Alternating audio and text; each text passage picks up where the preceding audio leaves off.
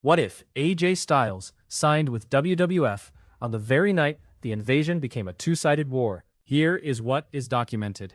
Earlier that evening in Atlanta, Styles wrestled his trainer Rick Michaels in a pre-Raw dark match. Styles had already gained national exposure in WCW as Air Styles, one half of Air Raid, and had competed on the Final Thunder. Later that night, the televised program united WCW and ECW as the Alliance. No reliable public record establishes an immediate contract offer. Our real-world cutoff is the close of Raw Is War on July 9, 2001, at Phillips Arena. Now the announcement. Beginning July 10th, the timeline is fictional. The offer, Styles accepting it, and every assignment or match that follows are original hypothetical booking. We do not import his documented 2002 developmental offer, relocation terms, or family considerations backward into this night. The first booking decision is restraint. The hypothetical WWF signs Styles to a basic roster opportunity, but does not pretend its WCW asset purchase transferred his employment. More importantly, he is assigned to neither faction. Management presents him as an unsigned Generations test case. Win on television and keep the opportunity. Fail, and the war moves on without him. His conflict begins with identity, not a championship. Across hypothetical July television, Styles works short matches against fictional enhancement opponents while both factions watch. His offense is fast, but the presentation avoids treating athletic moves as personality. WWF representatives question his WCW history. Alliance members argue that history makes him theirs. Styles' imagined promos are summarized as rejecting both assumptions. He says through the narrator's framing that one WCW team did not make him property, and one tryout did not make him loyal. The first major test is a hypothetical SummerSlam tag match. Styles and X-Pac represent WWF against Billy Kidman and the Hurricane for the Alliance. The build makes X-Pac suspicious rather than cartoonishly cruel. When Styles accidentally collides with him, X-Pac walks away instead of risking an Alliance trap. Styles survives alone for several minutes, but Kidman pins him. WWF sees a loss. The Alliance sees a recruit made vulnerable by distrust. Here, the Alliance offers Styles belonging. But the hypothetical recruitment is not built on a secret promise or invented backstage motive. Its on-screen logic is simple. WWF abandoned him, while WCW once gave him national exposure.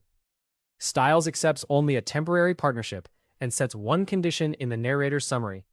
He will compete beside them, but he will not help manufacture beatdowns. That boundary gives the next betrayal something concrete to break. At the hypothetical September event, Styles and Kidman defeat X-Pac and Tajiri when Styles pins the partner who abandoned him. The Alliance then surrounds Tajiri for a post-match attack. Styles blocks the first blow and leaves the ring without celebrating. That choice costs him protection from one side without earning forgiveness from the other. The booking keeps him sympathetic because he changes affiliation, not principles, and every faction now considers independence an act of disobedience. Turn faction tension into sporting stakes. The rewrite creates an Invasion Prospect series. Styles, Kidman, X-Pac, and Tajiri earn points in rotating singles matches. The leading two meet at No Mercy, and the winner receives a guaranteed position in a Survivor Series showcase. Styles must now defeat opponents from both camps, while Kidman quietly becomes the Alliance's chosen finalist. Every weekly result changes the standings instead of filling time with interchangeable tags. Styles reaches the final by beating Tajiri clean. Kidman advances after Alliance interference against X-Pac. The contrast defines their No Mercy match. Two former WCW prospects, but only one is permitted to act for himself. The Alliance promises through summarized promo material that victory will prove Styles chose the wrong family. WWF offers no rescue.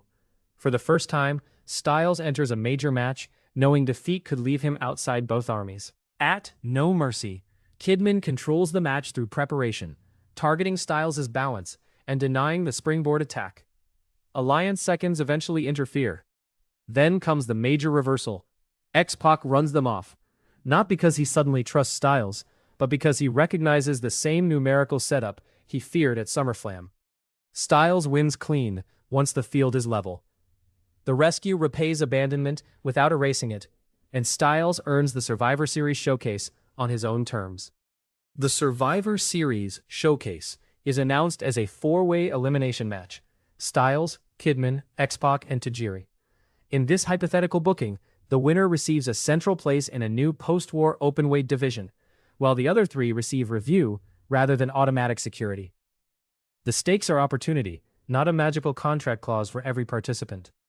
Styles also refuses faction colors, making his plain blue and black gear the visual statement. He will not wear yesterday's war into tomorrow. The elimination structure completes every relationship. Tajiri catches X-Pac first, proving speed can punish hesitation. Kidman eliminates Tajiri after exploiting damage from that exchange. Styles then survives Kidman's best counter and wins with a decisive aerial finish. No weapon, defection, or authority figure decides it. Later, our rewrite preserves history's broad endpoint as Team WWF defeats the Alliance. But Styles' earlier victory changes what that ending means. The war can close without erasing every young wrestler associated with the losing side. The next night, the hypothetical aftermath avoids crowning Styles immediately. He opens the new division by offering matches to the men he just survived. X-Pac accepts first, completing their progression from suspicion to professional respect. Kidman and Tajiri remain credible because elimination did not become humiliation.